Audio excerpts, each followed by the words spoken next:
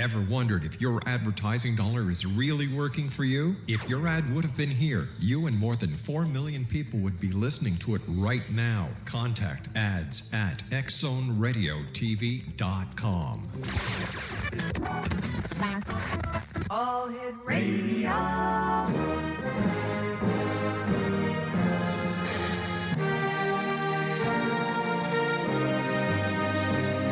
Welcome to the X Zone, a place where fact is fiction and fiction is reality. Now, here's your host, Rob McConnell.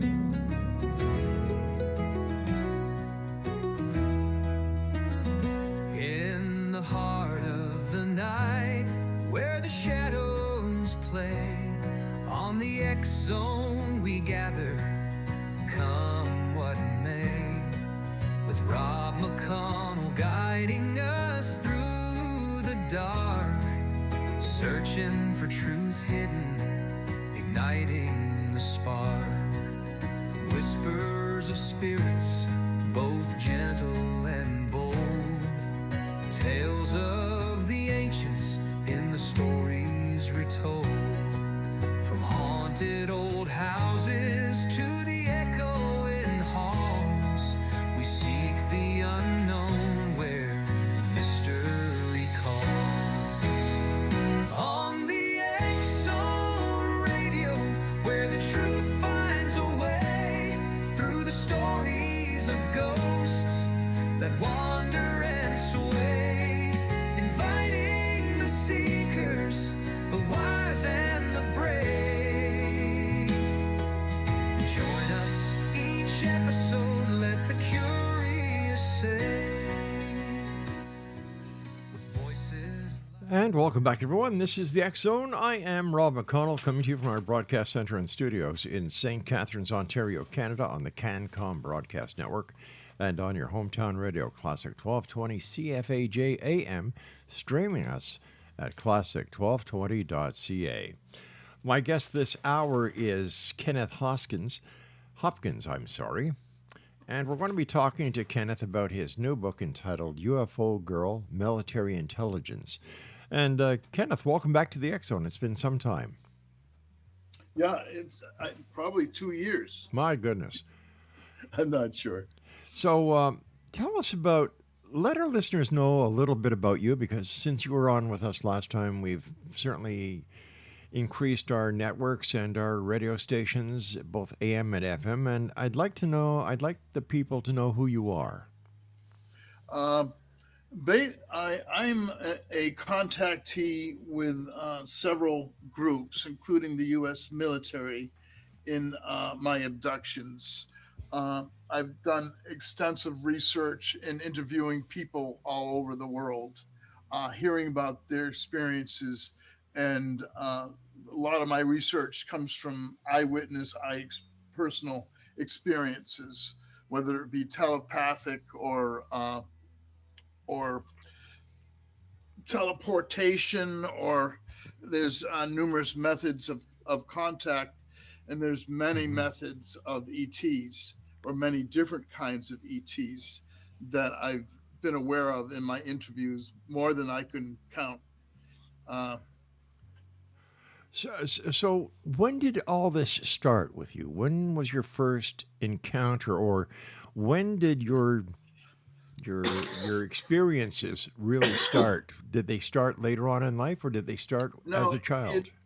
It occurred since infancy, but we have what we call blackouts and missing time.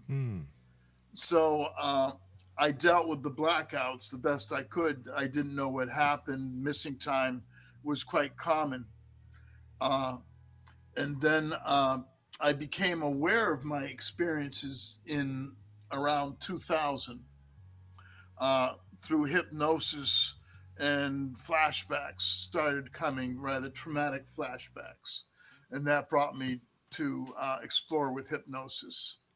And then I started interviewing others and hearing about their experiences and researching many other people's experiences with celestials. Kenneth, why do you think certain people are abducted and other people aren't? Well, in a lot of the ones that I talked to and interviewed, abduction started uh, around birth. Mm-hmm. And so it was lifelong. Whether they were aware of it or not is the bigger issue, because in most cases they're not conscious. Um, uh, in, for example, the teleportations, the plasma teleportations, in which I was teleported from my room at night, uh, those came as dreams, as lucid dreams. I didn't realize, and a lot of people didn't realize, that they were experiencing the ETs in what they thought were dreams. And of course, in these lucid experiences, surgery was done to me.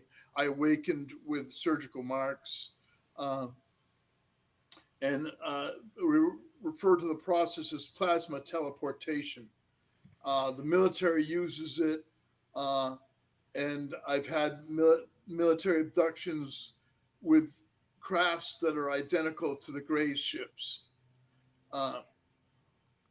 One abduction in 1978, I didn't realize, of course, any of what was going on in the abductions until I started exploring it with hypnosis. We had a 16-hour, I and this young woman that I write about in the book had a 16-hour missing time blackout. And so that became the first thing the hypnotist and I were looking, was to find out what happened in that 16-hour blackout that we both had while driving in a car. Now, Exo Nation, the name of the book that Kenneth is talking about, it's called UFO Girl Military Intelligence, and it's available online at Amazon.com. Why do you think that that you have not only been abducted by the ETs, but also the military? There were three groups that were taking me at night. And the Greys, the Pleiadians, and a military group.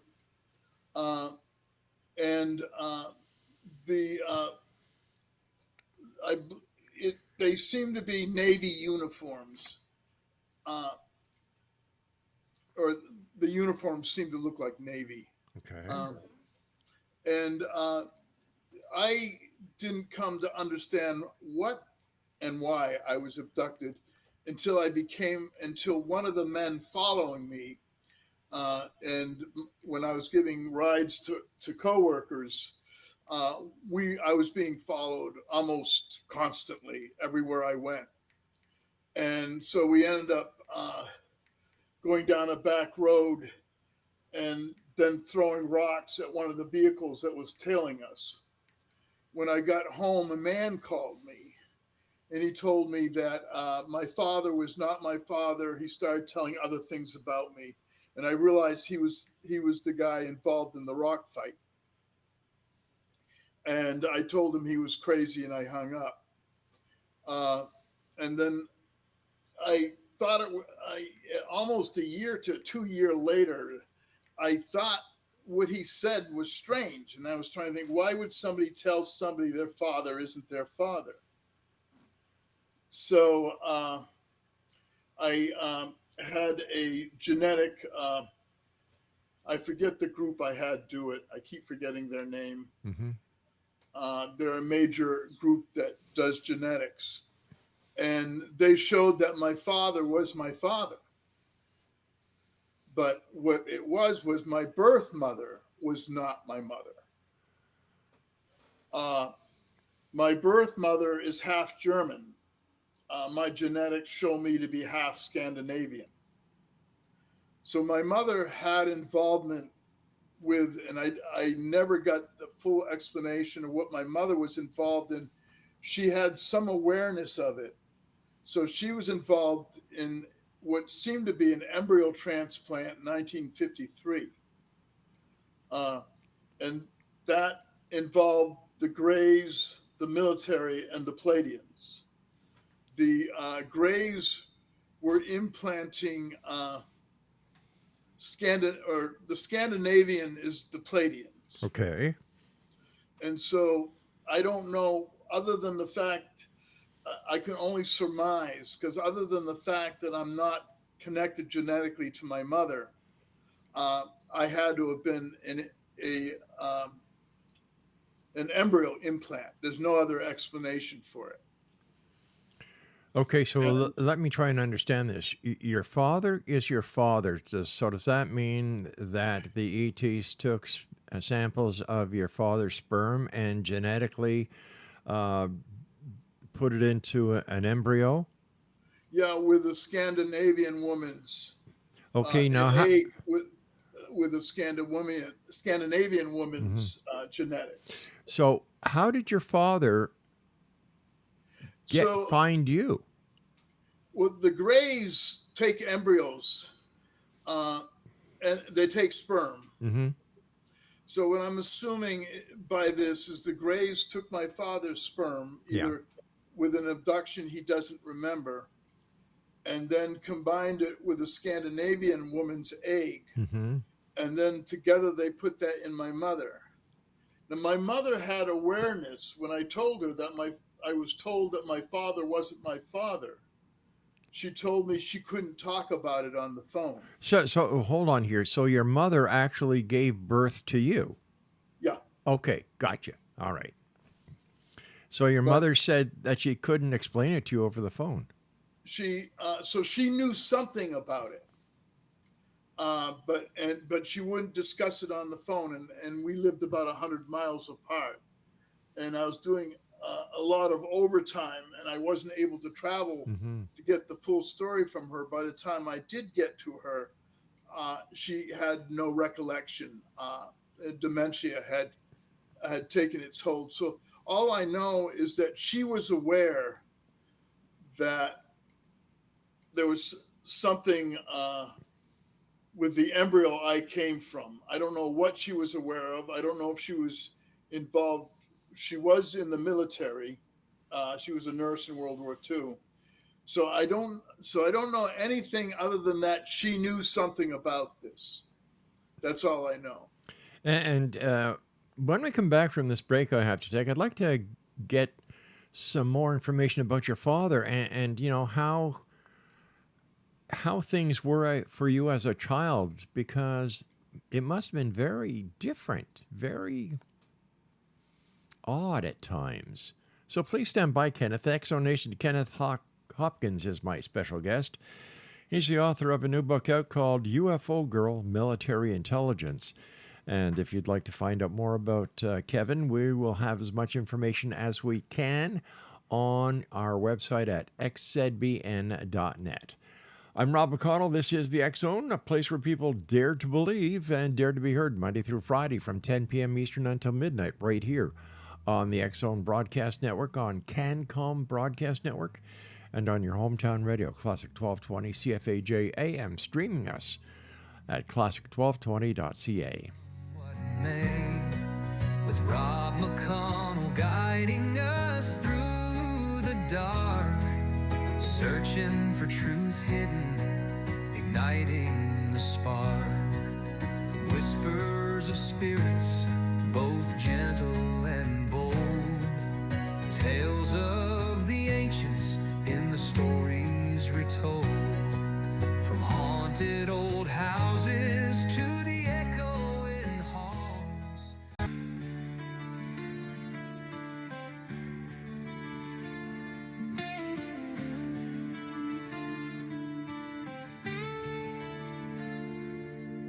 Blue light glow in a darkened room, a silent house, digital doom.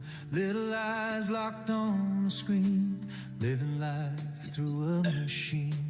Mom and dad in the same old place, scrolling worlds but no embrace. Dinner's cold, no words are said.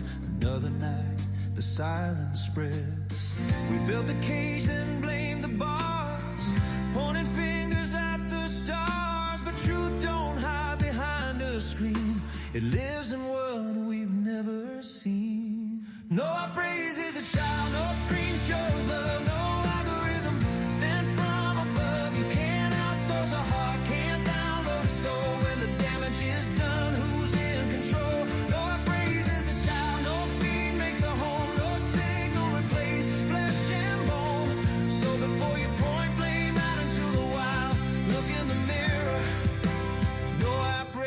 a child. Kenneth Hopkins is my special guest this hour, Exonation. He's the author of a biography entitled UFO Girl Military Intelligence. Kenneth, if my memory serves me correct from the last time you were on, you have been plagued with government interference over the years. Yeah, a lot of surveillance, wiretap, home break-ins, and in this book that I finally got published, there was a lot of interference, including break-ins preceding the sending it out. The first draft I did on this book was destroyed completely, so I had to rewrite it.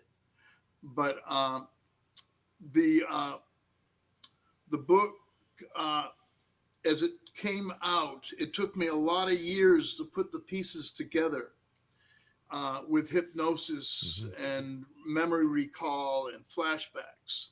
So it was kind of advantageous that they destroyed the first book because the second book was better written and much more truthful about, and I had much more knowledge on the experiences. Why do you think the military is so hell-bent on making your life a living hell? Because the military, I know I've been most of my life on a federal watch.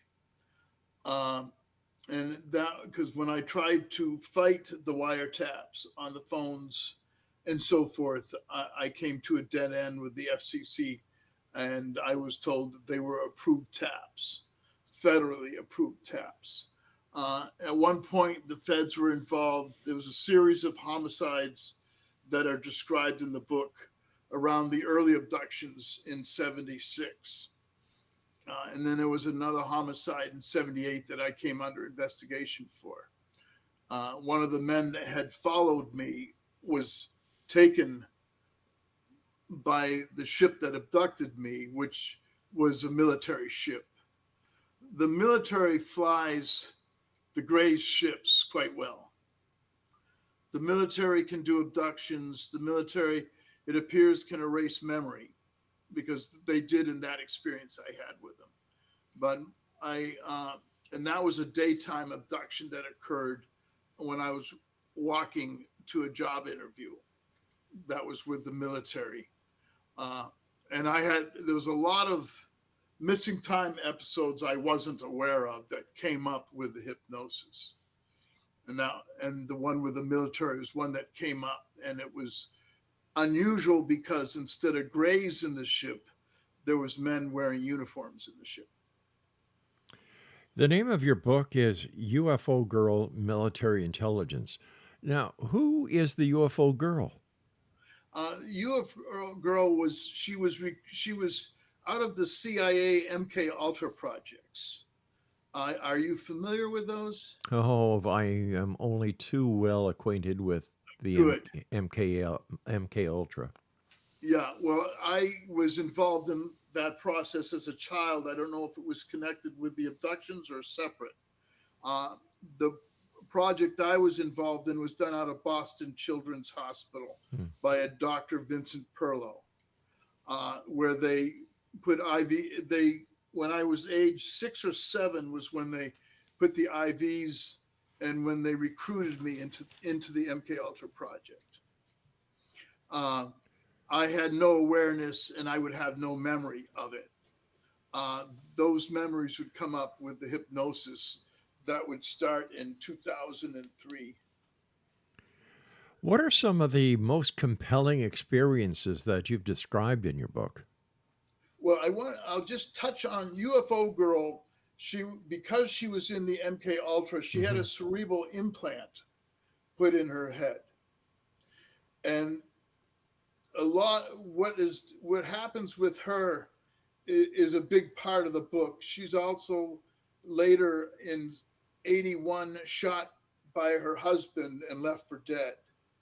And so this young woman that was assigned to watch me goes through a basic hell in her experiences with me in the summer of '76. The Greys have an interest in the implant. And so the 16-hour missing time was connected to the implant that she had in her head. Could we say that the implants are like a tracking device? I tried to get information. I even talked to a physician that removed them in California. I'm assuming it had a tracking device of some sorts. It was attached to the brainstem, and it wasn't. They weren't. They did to them to young children. Most of the ones that I was aware of were female children. I didn't come across any male children that this was done to, and it wasn't. It caused violent convulsions in these women in their later years of life. And it was a violent convulsion that brought the interest of the Greys to examine and look at the implant. Why would the CIA under MK Ultra use children as part of their experimentation that they used?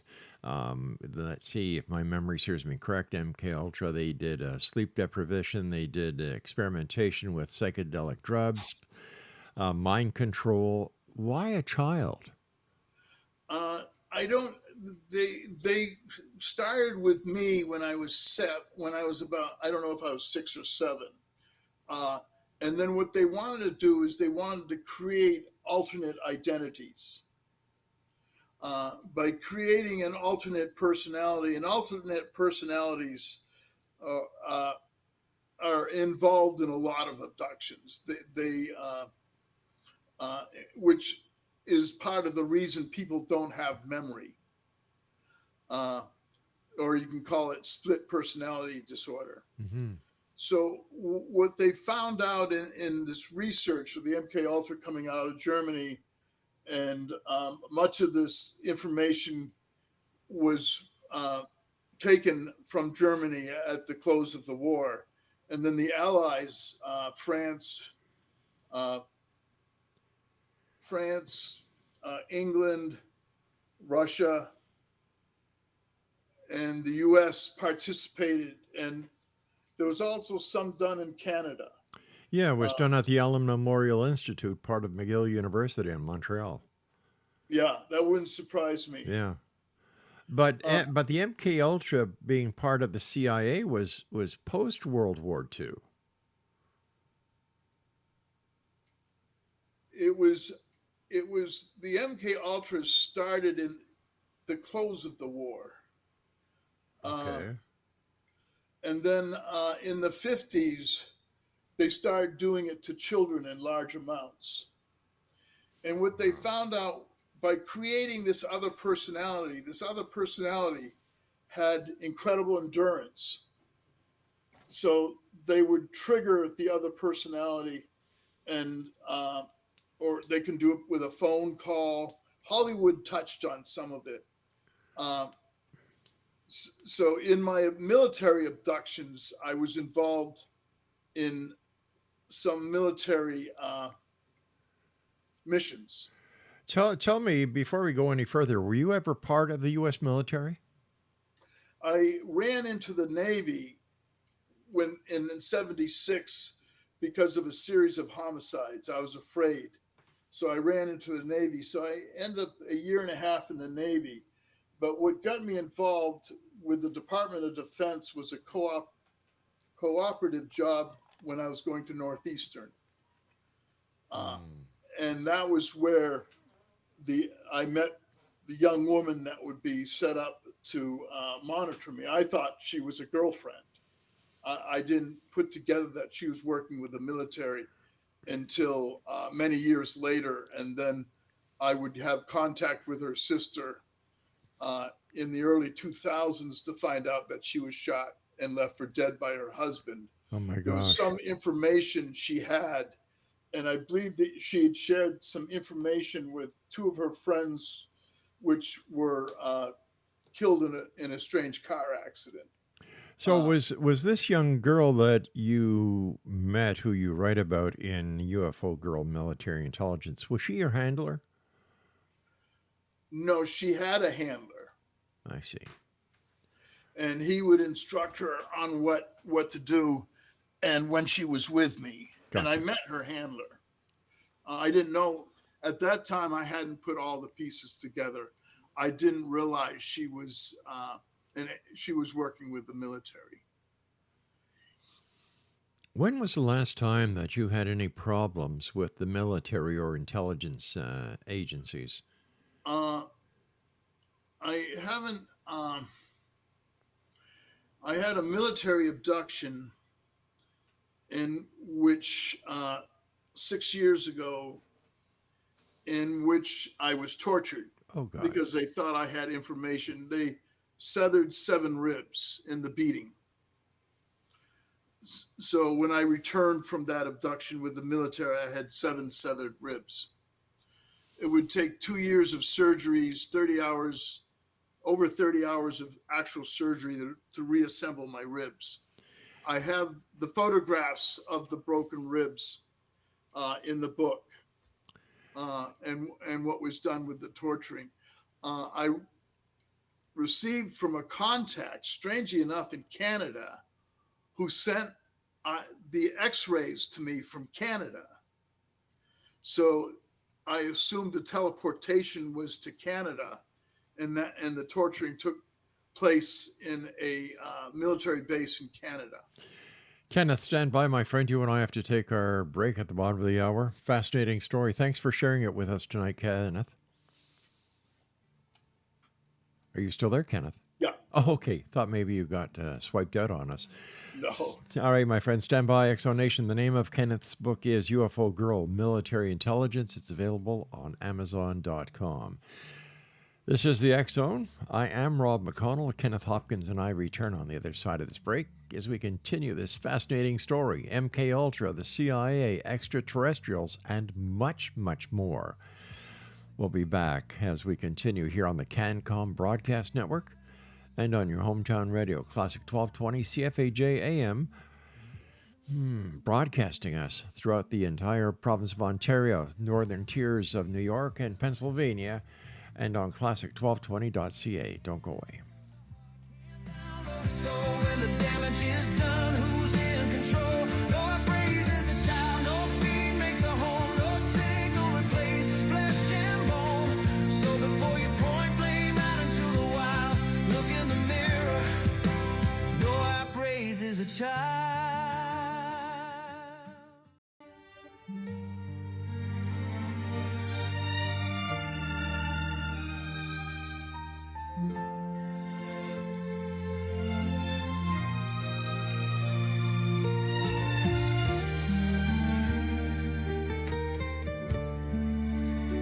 Somewhere out there, a light's gone dim. A chair sits empty, the world feels thin. A mother's voice that should be near is now just silence filled with fear. The days grow longer, the nights grow cold. Questions unanswered, prayers unfold. A family waits through endless pain, hoping to hold her once again. If you know something, if you see the truth, you can be the reason she comes home soon. Do the right thing, pick up the phone. No one deserves to be alone. $1 million won't replace the love that lives in Nancy's place. Her family's breaking every day, still believing, still they pray. You hold the key, don't look away. Do the right thing today. Welcome back, everyone. Once again, I'm asking listeners and affiliates, publications, newspapers, to do what they can to try and put some end to the missing mother of Savannah Guthrie, and of course I'm talking about Nancy Guthrie. She's been missing for way too long. And as it happens within the media, everything gets put down the scale of importance as bigger and more sensational news stories are climbing to the top. Now, right now, there's everything going on with the war in Iran, and we have everything going on in Washington. And unfortunately, everybody's forgotten about Nancy Guthrie. So if you're out there and if you know anything about Nancy Guthrie, no matter whether you think it's too small to mention or whether it's that key that law enforcement is looking for, please do the right thing and call your local law enforcement or call the FBI. If you're in Canada, call the Royal Canadian Mounted Police or your local law enforcement agency. If you're in Britain, call Scotland Yard. Wherever you are, we don't know where she is. She could be in the United Kingdom. She could be in Australia. We don't know. And for somebody to go off the radar like Nancy Guthrie has gone, there has to be something somewhere, some little piece of evidence that's been overlooked, some little piece of evidence that you may know that will break this case wide open. Once again, if you have any idea, any clue, even an idea what may have happened to Nancy Guthrie, do the right thing and call your local law enforcement agency. In the United States, call the FBI, and here in Canada, call the Royal Canadian Mounted Police. My guest this hour is Kenneth Hopkins, and he's the author of a new book out called UFO Girl, Military Intelligence. And we were talking about the girl that is the subject of this book, UFO Girl. So please continue. So it was a lot of the trauma that I experienced was being witness to what was done to her. And so that's why I wrote this book in dedication to her. I'd like to just go back a moment or two when we were talking about the 7 broken ribs that you suffered. What were they trying to get out of you? What information do they think that you had that was so valuable, or you posed such a threat that they broke 7 of your ribs? There was another attempt at torture in '76. That was the reason I didn't make where I was set up to go somewhere, and for some reason things didn't occur, and the people that were set up to torture me disappeared. And their disappearance, one was a federal agent, their disappearance had me join the Navy. So for some reason they thought I had information. I don't know if that was behind the reason of the wiretaps. I don't know, but for some reason, my wife had died. I got involved in another relationship. They had problems with that relationship. They blocked communications in that relationship. And I don't know what they were looking for. And with hypnosis, we were trying to get answers as to what the beating was over. It started out with punches to the chest, which broke some ribs in the chest. And then when I fell to the floor, then they proceeded to kick me. And then that broke the other ribs. When it was brought to the attention of the VA, they fabricated it as from a cough, that the ribs were severed from a cough, but there was no cough. Cough, as in coughing? As in coughing. I've never heard of a cough breaking 7 ribs. No, I never had. So the military put it down as from a severe cough.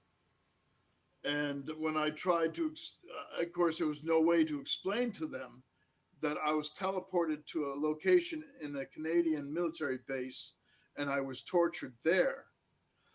There were some other marks.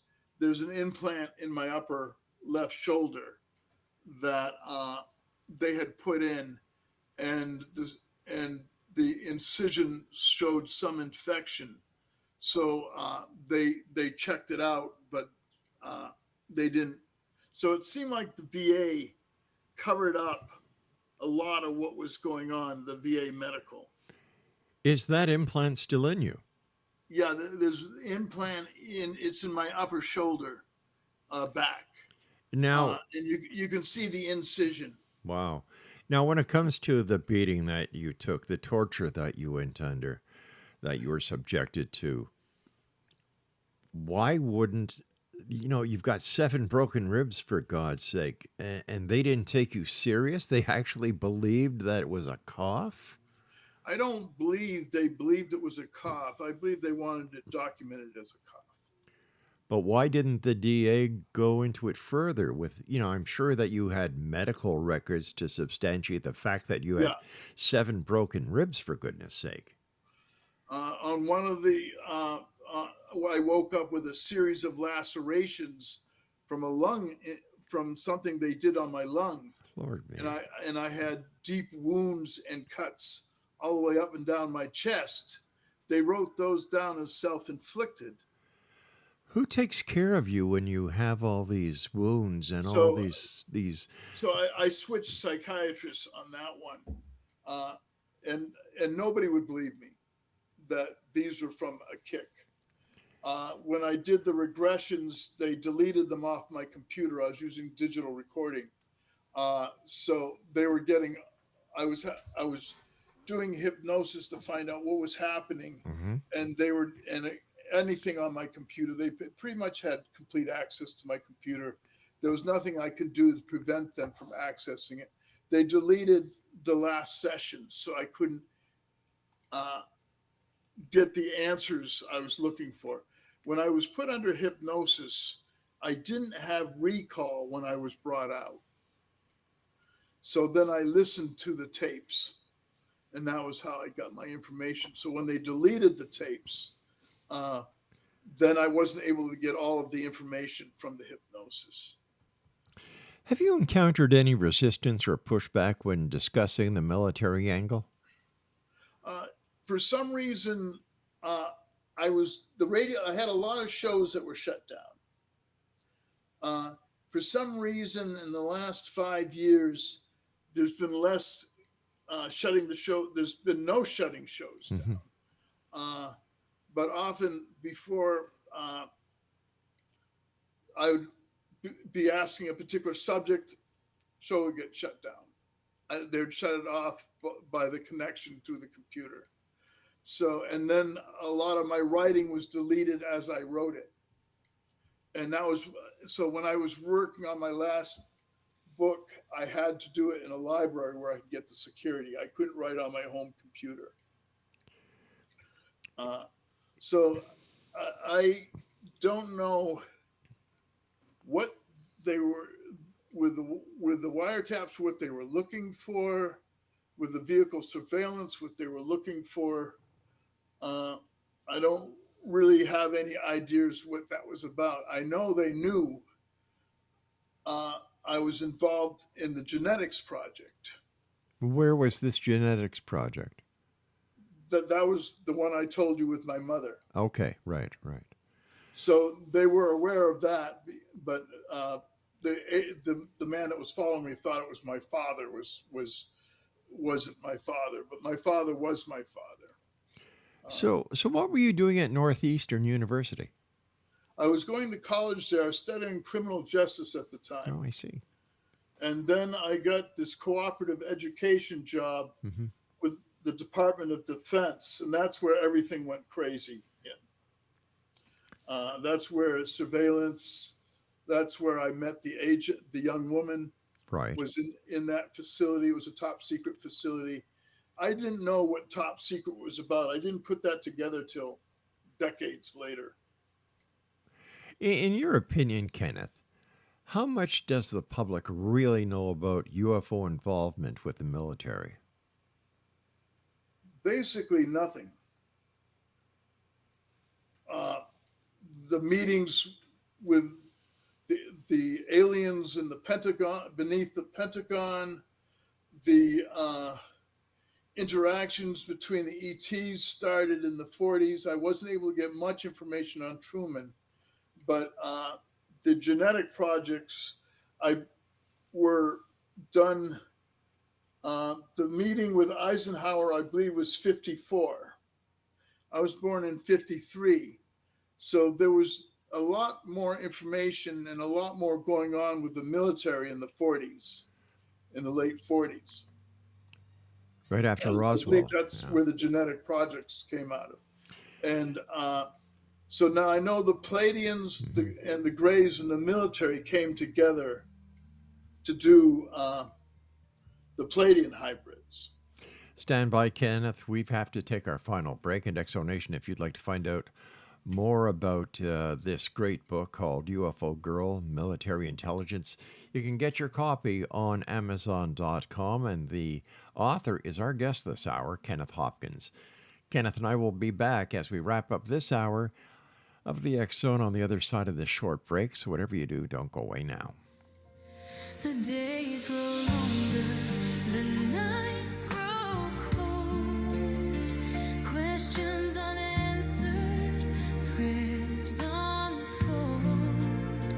A family waits through endless pain, hoping to hold her once again.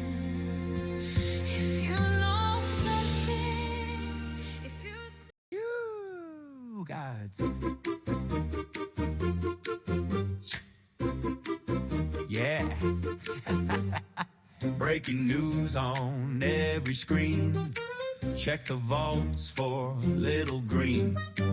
Government dusting folders old, looking for the saucers people told. Trump said, fine, let's open the stash. Find the aliens, clear the trash. People keep asking night and day. Let's see what's hiding in the USA. Hey, open the UFO files. Let's see what's there. Flying saucers, aliens, or just hot air. Every blurry light at 2 a.m. turns into a spaceship for them. Open the UFO files. Read every page. Area 50 fun or a storage cage. Turns out most things in the sky are satellites or some guy's drone flying by.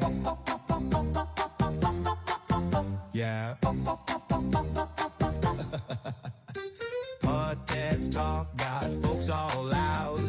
Internet instantly lost the crowd.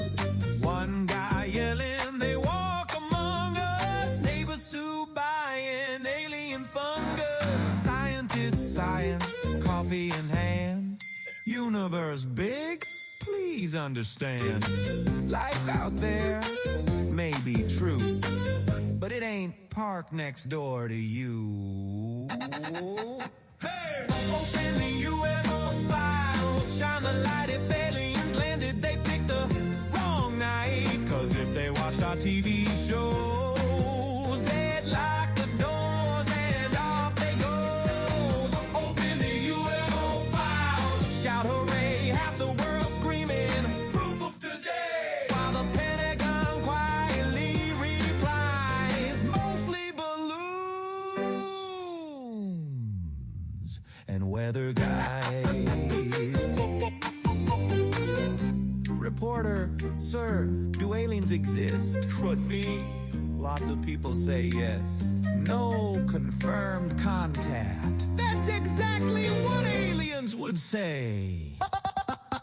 Hey! Open the UFO files. Read them all. Did ET phone or never call? Cause somewhere in space, a little green crew watching Earth like, yeah, we're good, thank you. Skip that planet. They're weird enough already. And welcome back, everyone. Kenneth Hopkins is my special guest. He is the author of UFO Girl, Military Intelligence, and it is available on Amazon.com. Kenneth, do you think society is prepared to accept the reality of extraterrestrial contact? It's been deliberate on non-disclosure, and the level of involvement with our military, with the ETs, is pretty extensive. Uh, Yet all of media says that there's been no contact. Um, NASA has been involved with the ETs. All these many programs Hmm. have been acting with ETs since the 40s. Uh, so, and then it's interesting. There's a group of scientists that are disappeared that there's some question on. Um, so the government doesn't seem ready to release that information. The technologies involved are probably one main reason, Hmm. uh, because these technologies have been taken and utilized by private contractors and businesses, uh, and we don't know the half of the technologies they have shared. Just with the plasma teleportation that I experience, I can be teleported in any state, in any country, and on any planet by this instantaneous transporting process. I photographed it and I published those photographs in my book, because it doesn't photograph well. Uh, I so would imagine that the plasma and modern day electronics really don't mix well. no, there was some cameras that worked. There was many cameras that didn't Hmm. work. I lost a lot of money in cameras, and then a lot of people had trouble understanding what was being photographed. But this process, this instantaneous process of teleportation, is the military uses it, the ETs use it. It's a way of travel that is just instantaneous. Uh, You know, if this technology is available, why are we spending so much money on lunar missions? Why are we spending so much money in speculation and research into going to Mars if the technology is already available? there's some information that I've had that there's life on Mars, Really? according to some sources. There's a a space program. Uh, Pictures were released by Eurospace from NASA showing what looked like stations on Mars. Hmm. So it's hard to know, of all the information we're given, which is fact and which is fiction, especially the information on the planets. They had to scrub a lot of the pictures of the moon because of the background debris that was on the moon. There was an abandoned station on the surface of the moon. Uh, so NASA scrubbed the photographs, replaced them, filled them in. It's hard to know, uh, with NASA, what is real and what isn't real. Uh, Still a lot of questions out there. yeah, it's. I question this last shuttle, or this last trip. Uh, The Artemis. yeah, Yeah. and then I believe they landed on the moon, but then who is the one taking pictures of Armstrong coming out of the ship? Okay, so now we're going back to the first mission where. Yeah. Okay, all right. If you look at the Yeah. pictures, somebody is at a distance away taking a picture of Armstrong's first steps on the moon. So who was holding that camera? I was under the understanding that it was Armstrong who was taking pictures of the other astronaut that was with him who was coming down the ladder and on the moon, but I could be wrong. You could be right. Yeah, I could be wrong too, my friend. Listen, what do you what And then go on? there was a number of things came up. One, the Earth was on the wrong side. There was some of the pictures they replaced, and some were the original. But my understanding was the ETs had asked man not to make a trip, and that there was UFOs around the landing. Wow, and they were Or just there and they was were crafts around the first lunar landing. I believe Armstrong did a sketch of the positions of them encircling the lunar modular. Do you see these experiences as threatening, enlightening, or something entirely different? I think it's enlightening what could be taught to us by the ETs. For example, the Pleiadians have a very simple concept that covers most of religion. Uh, they consider all of us one, Mm-hmm. and to serve the Creator, we serve one another. It's very simple philosophy. There's no churches, there's no steeples, there's no donations, there's no money collecting. And the Pleiadians, during the abductions I had with the Pleiadians, they took us to classes.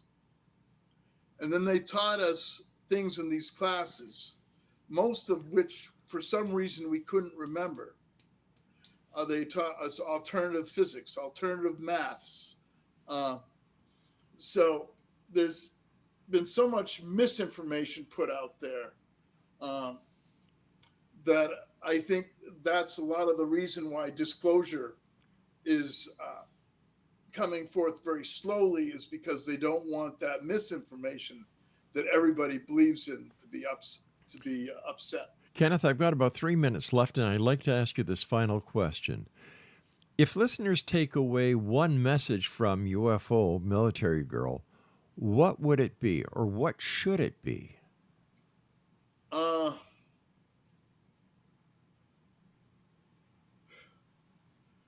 That's a that there's many of us interacting with celestials. That would be the main thing I would take away in that book. That the celestials have much to offer us. And it would be good for that information to be made available to everyone. You know, with what you've told us tonight about what you've gone through at the hands of the military, the ETs themselves, should we fear the ETs and what they represent, or is it the military and the industrial complex that wants to keep this a secret for their own benefits that we should fear? I think we have more to fear with the military and the civilians involved with the ETs than we do with the ETs.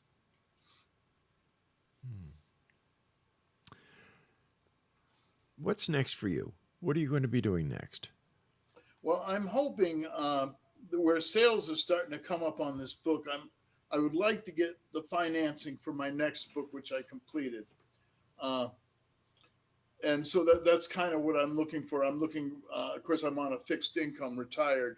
So I'm hoping the book starts to take off so that I could write the sequel to it, which I finished.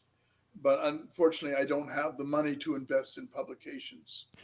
Well, we're going to try and get as many people as we can to go to Amazon.com and get a copy of UFO Girl, Military Intelligence by you, our guest this hour, Kenneth Hopkins. And Kenneth, I want to thank you so much for joining us.